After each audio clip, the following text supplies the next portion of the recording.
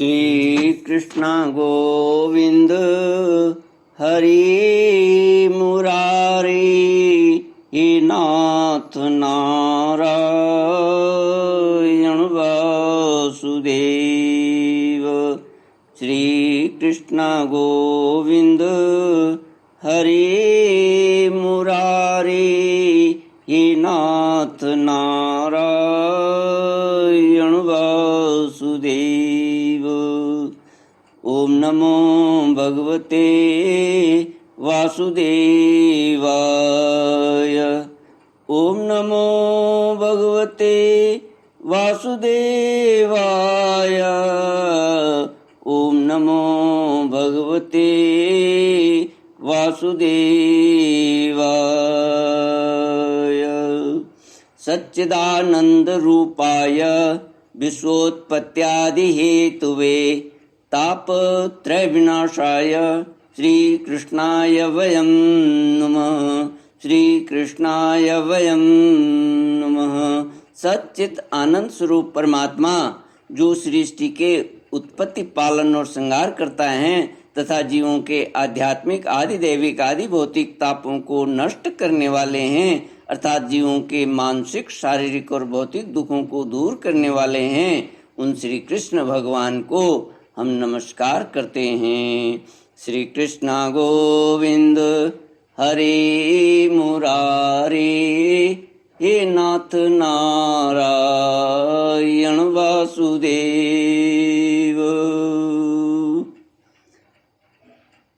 श्रीमद् भागवत महात्म्य अथ षष्ठोऽध्याय श्लोक 32 से।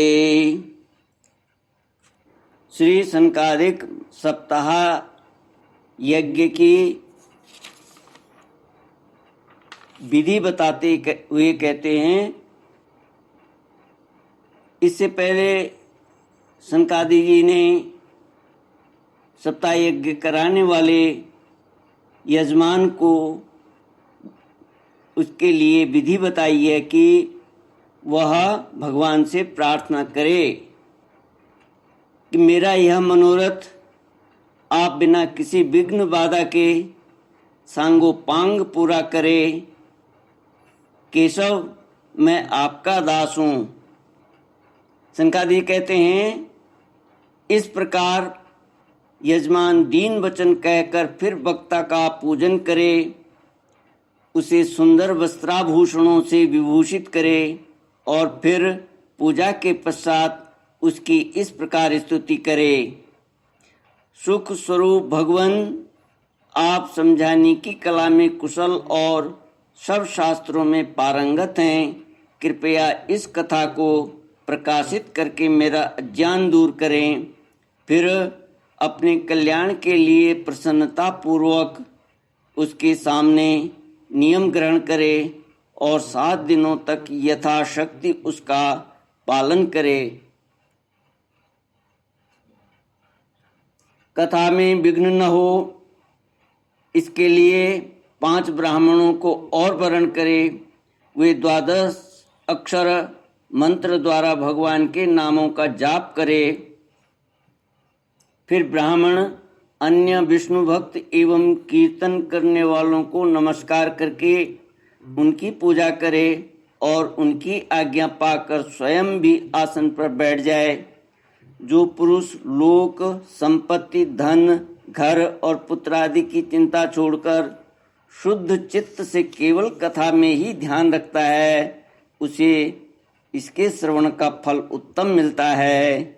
बुद्धिमान वक्ता को चाहिए कि सूर्योदय से कथा आरंभ करके 3:30 पहर तक मध्यम स्वर से अच्छी तरह कथा बाँचे। दोपहर के समय 2 घड़ी तक कथा बंद रखे।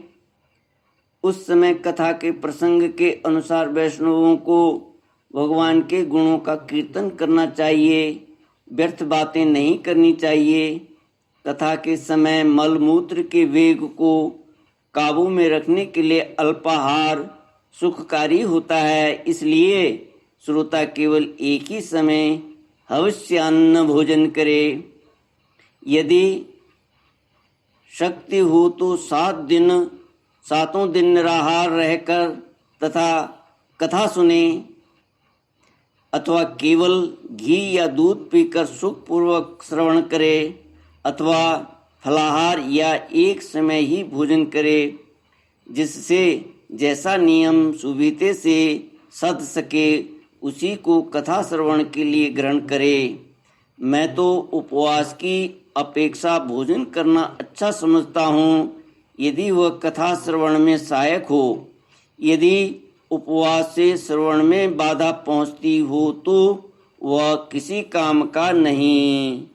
नारद जी, नियम से सप्ताह सुनने वाले पुरुषों के नियम सुनिए। ये कथा सनकादि ऋषि नारद जी को सुना रहे हैं। ये विधि नारद जी को बता रहे हैं। कहाँ? हरिद्वार के आनंद घाट पर, जब नारद जी ने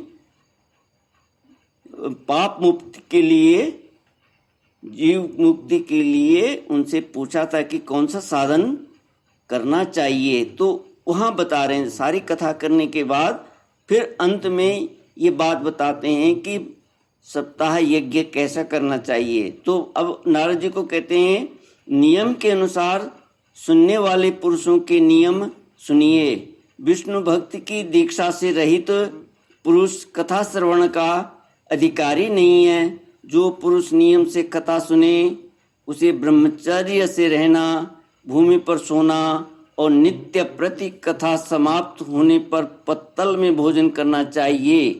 दाल, मधु, तेल, गरिष्ठ अन्न, भाव दूषित पदार्थ और बासी अन्न, इनका उसे सर्वदा ही त्याग करना चाहिए। काम, क्रोध, मद, मान, मत्सर, लोभ, दम, मोह और द्वेष को तो अपने पास भी नहीं फटकने देना चाहिए। वह वेद, वैष्णव, ब्राह्मण, गुरु, गोसेवक तथा स्त्री, राजा और महापुरुषों की निंदा से ही बचे। नियम से कथा सुनने वाले पुरुष को रजस्वला स्त्री, अंत्यज्य, म्लेच्छ, पतित, गायत्रीहीन द्विज, ब्राह्मणों से द्वेष करने वाले तथा वेद को न मानने वाले पुरुषों से बात नहीं करनी चाहिए। सर्वदा सत्य, शौच, दया, मौन, सरलता, विनय और उदारता का बर्ताव करना चाहिए। धनहीन, क्षय रोगी, किसी अन्य रोग से पीड़ित, भाग्यहीन, पापी, पुत्रहीन और मुमुक्षु भी यह कथा श्रवण करे। जिस स्त्री का रजोदर्शन रुक गया हो, जिसके एक ही संतान होकर रह गई हो, जो बांझ हो, जिसकी संतान होकर मर जाती हो अथवा जिसका गर्भ गिर जाता हो, वह यत्न पूर्वक इस कथा को सुने। ये सब यदि विधि पूर्वक कथा सुने तो इन्हें अक्षय फल की प्राप्ति हो सकती है। यह अत्युत्तम दिव्य कथा करोड़ों यज्ञों का फल देने वाली है। इस प्रकार इस व्रत की विधियों का पालन करके फिर उद्यापन करे। जिन्हें इसके विशेष फल की इच्छा हो, वे जन्माष्टमी व्रत के समान ही इस कथा व्रत का उद्यापन करे। किंतु जो भगवान के अकिंचन भक्त हैं, उनके लिए उद्यापन का कोई आग्रह नहीं है। वे श्रवण से ही पवित्र हैं, क्योंकि वे तो निष्काम भगवत भक्त हैं। इस प्रकार जब सप्ताह यज्ञ समाप्त हो जाए, तब श्रोताओं को अत्यंत भक्ति पूर्वक पुस्तक और वक्ता की पूजा करनी चाहिए। फिर वक्ता श्रोताओं को प्रसाद, तुलसी और प्रसादी मालाएं दें तथा सब लोग मृदंग और झांझ की मनोहर ध्वनि से सुंदर कीर्तन करें। जय जयकार, नमस्कार और शंख ध्वनि का घोष करावे तथा ब्राह्मण और याचकों को धन और अन्न दे।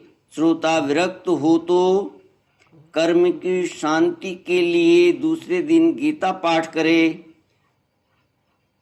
गृहस्थ हो तो हवन करे। उस हवन में दसम स्कंद का एक एक श्लोक पढ़कर विधि पूर्वक खीर, मधु, घृत, तिल और अन्नादि सामग्रियों से आहुति दे अथवा एकाग्र चित्त से गायत्री मंत्र द्वारा हवन करे, क्योंकि तत्वतः यह महापुराण गायत्री स्वरूप ही है। होम करने की शक्ति न हो तो उसका फल प्राप्त करने के लिए ब्राह्मणों को हवन सामग्री दान करे तथा नाना प्रकार की त्रुटियों को दूर करने के लिए और विधि में फिर जो न्यूनाधिकता रह गई हो उसके दोषों की शांति के लिए विष्णु सहस्र नाम का पाठ करे। उससे सभी कर्म सफल हो जाते हैं, क्योंकि कोई भी कर्म इससे बढ़कर नहीं है। श्री कृष्ण गोविंद हरे मुरारे, हे नाथ नारायण वासुदेव। फिर 12 ब्राह्मणों को खीर और मधु आदि उत्तम उत्तम पदार्थ खिलाए तथा व्रत की पूर्ति के लिए गौ और स्वर्ण का दान करे। सामर्थ्य हो तो 3 तोले सोने का एक सिंहासन बनवाए। उस पर सुंदर अक्षरों में लिखी हुई श्रीमद् भागवत की पोथी रखकर उसकी आवाहन आदि विविध उपचारों से पूजा करे और फिर जितेंद्रिय आचार्य को उसका वस्त्र, आभूषण एवं गंधादि से पूजन कर दक्षिणा के सहित समर्पण कर दे। यूं करने से वह बुद्धिमान दाता जन्म मरण के बंधनों से मुक्त हो जाता है। यह सप्ताह पारायण की विधि सब पापों की निवृत्ति करने वाली है। इसका इस प्रकार ठीक ठीक पालन करने से यह मंगलमय भागवत पुराण अभीष्ट फल प्रदान करता है तथा अर्थ, धर्म, काम और मोक्ष चारों की प्राप्ति का साधन हो जाता है, इसमें संदेह नहीं है। श्री कृष्ण गोविंद हरे मुरारी, हे नाथ नारायण वासुदेव। ओम पूर्णमद पूर्णमिदं पूर्णात् पूर्णमुदच्यते पूर्णस्य पूर्णमादाय पूर्णमेवावशिष्यते। ओम शांति शांति शांति। हरि ओम श्री गुरुभ्यो नमः। हरि ओम।